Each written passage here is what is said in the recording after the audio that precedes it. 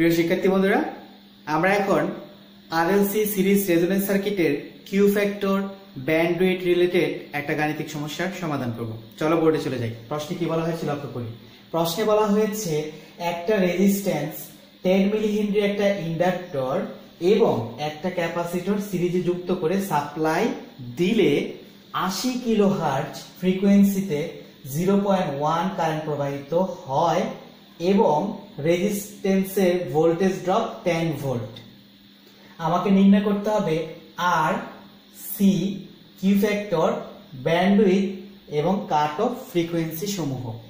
শিক্ষার্থীরা, এরকম কোন ধরনের থিওরি রিলেটেড কোনো প্রশ্ন থাকলে সেই প্রশ্নটাকে আমরা চেষ্টা করব এরকম একটা চিত্রের মাধ্যমে কনভার্ট করে নিতে। তাহলে আমাদের চিত্র দেখলে আমাদের কিন্তু তথ্যগুলো উপস্থাপন করতে বা সূত্র ফেলতে সহজ হবে। তাহলে চলো প্রশ্নে যে তথ্যগুলো দেওয়া আছে সেগুলো আমরা চিত্রে প্রতিস্থাপন করার চেষ্টা করি। প্রশ্নে দেওয়া আছে একটা রেজিস্ট্যান্সের মান কি সেটা আমি জানি না, কারণ প্রশ্নে আমাকে বের করতে বলা হয়েছে সেই রেজিস্ট্যান্সটাই কত। এখন দেখো আরেকটা জিনিস দেওয়া আছে 10 মিলি হেনরি একটা ইন্ডাক্টরের মান দেওয়া আছে, কিন্তু সিরিজে একটা ক্যাপাসিটর আছে, সেই ক্যাপাসিটরের মানটা দেয়া নেই। তার মানে এখানে আর এর মান দেয়া নেই, এল এর মান দেয়া আছে, সি এর মান দেওয়া নেই। আর এল এর মান কত দেওয়া আছে 10 মিলি হেনরি, এটা হচ্ছে এল এর মান। আর এর মানটা নাই, তবে আর এর মান নাই, তবে একটা জিনিস বলা হয়েছে। কি বলা হয়েছে? যে রেজিস্ট্যান্সের ভোল্টেজ ড্রপ 10 ভোল্ট, অর্থাৎ এই রেজিস্ট্যান্সের যে ভোল্টেজ ড্রপ, অর্থাৎ আমি যদি এটাকে বলি ভিআর 10 ভোল্ট। এরপর দেখো আরেকটা কথা বলেছে যে ফ্রিকোয়েন্সি দেওয়া আছে, একটা ফ্রিকোয়েন্সি কত 80 কিলোহার্টজ, কিন্তু ভোল্টেজ দেওয়া নেই। আমি ধরলাম ভোল্টেজের মান হচ্ছে ভি আর তার frequency F naught equals two 80 kilohertz, 80 into 10 cube. Supply voltage কিন্তু প্রশ্নে দেওয়া নেই। আর কারেন্টের মান দেওয়া আছে, কারেন্ট হচ্ছে 0.1। এই ছিল আমার সামগ্রিক তথ্য। এখন আমার কি কাজ করতে হবে? এই আর এর মান বের করতে হবে এবং সি এর মান বের করতে হবে। সি এর মান কোনটা? এই সি এর মানটা বের করতে হবে। আর সমান হোয়াট, সি সমান হোয়াট। শিক্ষার্থীরা, চলো তাহলে আমরা ধারাবাহিকভাবে আমাদের প্রশ্নগুলো সমাধান করি। প্রথমে আসি আমরা আর এর মান বের করব। আর কিভাবে বের করতে পারি আমরা? কন্ডিশন একে বলা হচ্ছে আর, তাহলে আমরা জানি V equals to I R. এখান থেকে কিন্তু আর এর মান বের করতে পারি, R equals to V by I. প্রশ্নে কিন্তু আই এর মান দেওয়া আছে, আই কত? আই ইকুয়ালস টু 0.1 এম্পিয়ার, কিন্তু ভোল্টেজ অর্থাৎ সাপ্লাই ভোল্টেজের মান কিন্তু দেওয়া নেই। তাহলে আমাকে সাপ্লাই ভোল্টেজের মানটা বের করতে হবে। সাপ্লাই ভোল্টেজের মান আমি কিভাবে বের করব? আমি যদি এইটার ভোল্টেজের মান জানতাম, এটার ভোল্টেজের মান জানতাম, আর এটার ভোল্টেজের মান জানতাম, তাহলে কোন সূত্র অ্যাপ্লাই করতাম? V equals to root over VR square plus VL minus VC square. এইভাবে দিয়েই তো ভি এর মানটা বের করতে পারতাম, কিন্তু এই কাজটা করতাম আমরা নরমাল সার্কিটের ক্ষেত্রে। রেজোন্যান্স সার্কিটের ক্ষেত্রে এত ঝামেলার কোনো প্রয়োজন নাই, কারণ রেজোন্যান্স সার্কিটের ক্ষেত্রে আমরা কি জানি? রেজোন্যান্স সার্কিটের ক্ষেত্রে আমরা জানি যে এই এক্সএল এবং এক্সসি মান কি হবে? সমান হবে। এক্সএল এবং এক্সসি যদি সমান হয় তাহলে কি হয়? এক্সএল এক্সসি পরস্পর এখান থেকে চলে যায়। চলে গেলে এই অংশটা শর্ট সার্কিটের মতো থাকে। আমি একটু দেখাচ্ছি চিত্র রেখে। এই হচ্ছে রেজিস্ট্যান্স, এই ইন্ডাকট্যান্স, এই হচ্ছে ক্যাপাসিট্যান্স। তাহলে এইটাই আমার সেই একটা সিরিজ আরএলসি সার্কিট ধরলাম। তাহলে এইটা এক্সএল আর এটা এক্সসি, তারা পরস্পর সমান। সমান হলে কি হয়? XL minus XC equals to 0 হয়। 0 হলে এই দুইটা কেউ সার্কিটে থাকে না, তার মানে কি হয়? এইরকম একটা শর্ট সার্কিট হয়ে পড়ে। তাহলে এখানে যে সাপ্লাই ভোল্টেজটা দেই, তাই এখানে সাপ্লাই ভোল্টেজ যদি থাকে তাহলে এই ভোল্টেজটা কে গ্রহণ করবে, অর্থাৎ কোথায় ড্রপ হবে? ড্রপ হওয়ার একমাত্র জায়গায় হচ্ছে কে? এই রেজিস্ট্যান্স। তার মানে তখন আমি রেজোন্যান্স সার্কিটের ক্ষেত্রে বলতে পারি এই দুজন যেহেতু পরস্পর সমান হয় তাই পরস্পর চলে যায়, তাই রেজিস্ট্যান্সের যে ভোল্টেজ, এই ভোল্টেজ সাপ্লাই ভোল্টেজ, কারণ এই সাপ্লাই ভোল্টেজ যে ভোল্টেজটুকু দেওয়া হবে সবটুকু ভোল্টেজ এই রেজিস্ট্যান্সের মধ্যেই ড্রপ হবে। তাই আমি বলতে পারি ভি আর রেজিস্ট্যান্সের আর এর যে ভোল্টেজ তার নাম ভি আর, পরস্পর সমান। তাহলে আমার এই সূত্র অ্যাপ্লাই করার দরকার নাই, আমি ডাইরেক্ট লিখবো যে V equals to V R equals to voltage কত, রেজিস্ট্যান্সের ভোল্টেজটা কত ছিল 10 ভোল্ট। এখানে লিখে দেবো কি ফর রেজোন্যান্সের কারণে। ওকে, তাহলে আমার কিন্তু ভোল্টেজ বের করতে বলে নাই, কিন্তু আমার দেখলাম প্রয়োজন ছিল রেজিস্ট্যান্সের মান বের করতে, ভোল্টেজের দরকার ছিল সাপ্লাই ভোল্টেজের। তাহলে সাপ্লাই ভোল্টেজের মান এখন আমরা পেয়ে গেলাম, সেটা কত 10 ভোল্ট। তাহলে মানটা বের করে ফেলি, এটা হচ্ছে 10 আর নিচে কারেন্টের মান কত 0.1। তাহলে টোটাল ক্যালকুলেশন করলে এর মান আসবে 100 ওহম। তাহলে আমার রেজিস্ট্যান্সের মান কিন্তু বের করা শেষ। এখন আমি দেখব কিভাবে ক্যাপাসিট্যান্সের মানটা বের করা যায়। শিক্ষার্থীরা, আমার প্রশ্নে যদি কিউ ফ্যাক্টরের মান দেওয়া থাকতো তাহলে আমি সি এর মানটা ইজিলি বের করতে পারতাম। কিভাবে দেখো, আমরা জানি Q factor equals to 1 by omega naught R into C. তাহলে এখান থেকে সি বের করতে চাইলে কি করতাম, আমি জাস্ট এই ওমেগা নট মানে 2 pi F naught into R into Q factor, এভাবে কিন্তু আমি সি এর মানটা বের করতে পারতাম। কিন্তু আমার প্রশ্নে কোথাও কিউ ফ্যাক্টর দেওয়া নেই। যেহেতু কিউ ফ্যাক্টর দেওয়া নেই তাহলে আমি এই সূত্র অ্যাপ্লাই করব না, আর আমি এই সূত্র অ্যাপ্লাই করলে সেটাতে কি করতে পারবো না, আমরা সি এর মানটা বের করতে পারবো না। তাহলে অন্য চিন্তা করি কিভাবে সি এর মান বের করা যায়। হ্যাঁ, একটা পদ্ধতি আছে, আমরা কিন্তু রেজোন্যান্স ফ্রিকোয়েন্সির সাহায্যে চাইলেও কিন্তু সি এর মানটা বের করতে পারি। কিভাবে একটু লক্ষ্য করো, আমরা জানি রেজোন্যান্স ফ্রিকোয়েন্সি ইকুয়ালস টু কি জানি, আমরা জানি F naught equals to 1 by 2 pi root over L C. এখান থেকে কিন্তু আমি এল এর মান যেহেতু জানি, সি এর মান বের করা একদম ইজি। এফ নট এর মানটাও জানা, তাহলে চলো পরের এটা করি।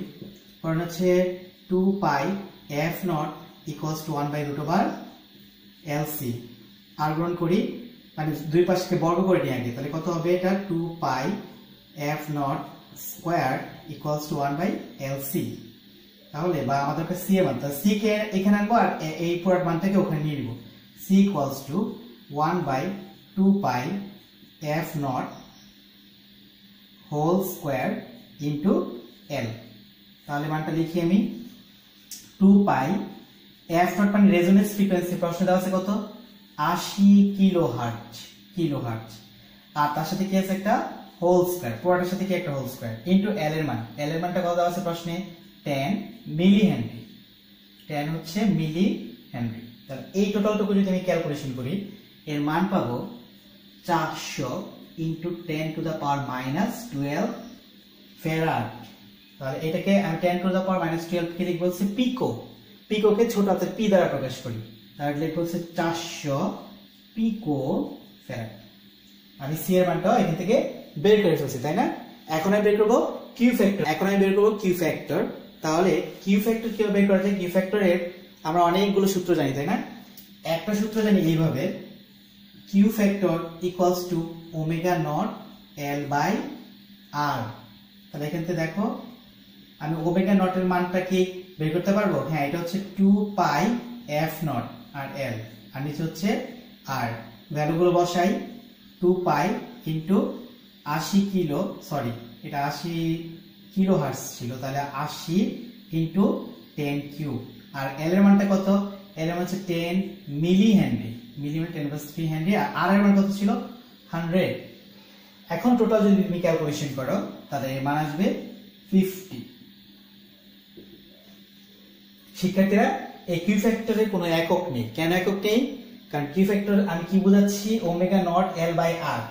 ওমেগা নট এল এটাকে আমি চাইলে লিখতে পারি এক্সেল, আর নিচে লিখতে পারি কত আর। তাহলে এক্সেল এর একক কি?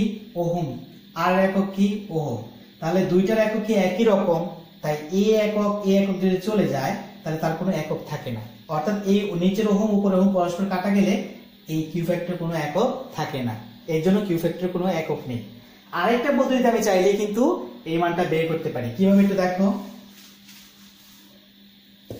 আমি বের করতে পারি Q factor equals to 1 by R R root over L by C. মানগুলো বসাও, 1 by 100 into root over L, L মানে কত 10 মিলি হেনরি, আর সি এর মান কত 400 পিকো, পিকো মানে 10^12। টোটাল যদি ক্যালকুলেশন করো এর মান আসবে 50, কিউ ফ্যাক্টর কোনো একক নেই। তাহলে আমার 3 নাম্বারটা শেষ। এবার 4 নাম্বার আসবো ব্যান্ডউইথ। চতুর্থ কন্ডিশনে বলা হচ্ছে ব্যান্ডউইথ, মানে এখানে আমি বের করব হচ্ছে ব্যান্ডউইথ ফ্রিকোয়েন্সির মানটা বের করব। প্রশ্নে ব্যান্ডউইথ ফ্রিকোয়েন্সি দেওয়া ছিল, ব্যান্ডউইথ ফ্রিকোয়েন্সি ফর্মুলাটা কি জানি আমরা রেজোনেন্স ফ্রিকোয়েন্সির সাথে ব্যান্ডউইথের কিন্তু একটা সম্পর্ক জানি কিউ ফ্যাক্টরের সাহায্যে। দেখো কিভাবে আমরা জানি হচ্ছে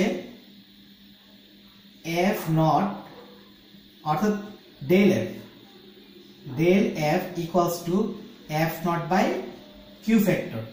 তাহলে এফ নট হচ্ছে কত, 80 কিলোহার্টজ, আর কিউ ফ্যাক্টর মান কত, কিউ ফ্যাক্টর মান কিন্তু আমি একটু আগে বের করেছিলাম, সেটা হচ্ছে 50। টোটাল ক্যালকুলেশন করলে মান পাবো 1600 হার্টজ।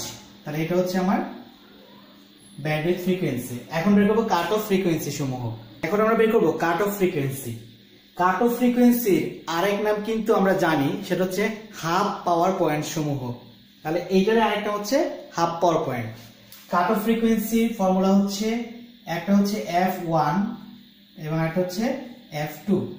F1 সূত্রটা হচ্ছে এইভাবে, F not minus, R F2 এর ক্ষেত্রে কি হবে, F নট প্লাস, আর উপরে বসবে ডেল F বাই 2, আর এখানেও ডেল F বাই 2।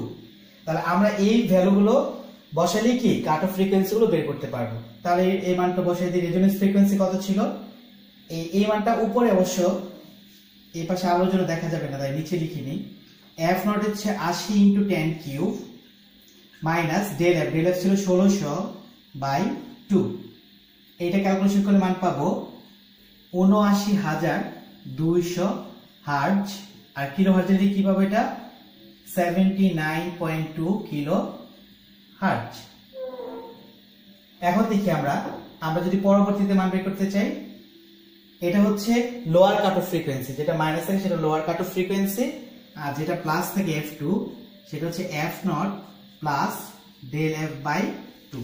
এটা হচ্ছে upper cut off frequency, 80 × 10 cube plus del F 1600 ভাগ 2।